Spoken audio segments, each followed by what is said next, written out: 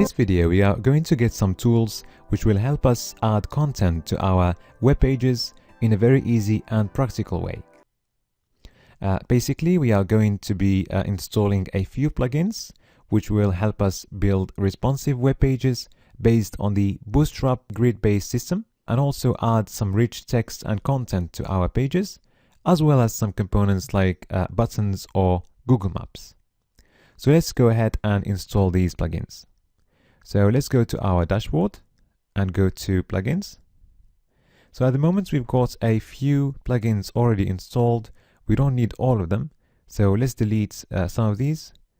So we don't need this one. And we can delete this one as well.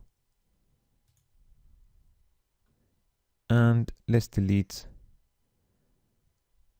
that one as well for now. Okay, so to add a plugin, we can just click on Add New. Okay, and we can search for the plugins we want to install. So the first plugin I'm going to add is called Page Builder by Site Origin. Okay, so this plugin is going to make it easier for us to build responsive pages based on the Bootstrap grid system. Okay, so let's just click on Install Now. And now our plugin is installed. We can just click on Activate so that it's activated. Okay, now let's install the next one. So let's click on Add New, and the next one is going to be a visual editor by Black Studio. Okay, so let's search for this one, and it's the first one here. Okay, so this editor is gonna help us insert rich text and media to our web pages. It's going to overcome all the lack of functionalities in the default WordPress editor. Okay, so let's click on Install Now, and then activate our plugin. And now it's activated.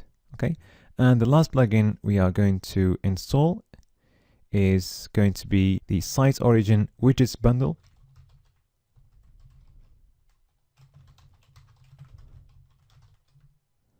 And it's just a collection of widgets which will help us add some components to our web pages, like Google Maps, for example, buttons, and so on. So let's install it. Okay, and let's activate the plugin. Okay, so now we've got our plugins activated, okay, installed and activated, and we are now ready to start using them. Okay, so in the next video, we're going to be adding some content to our About page, okay, and then later on we are going to add content to our Contacts page.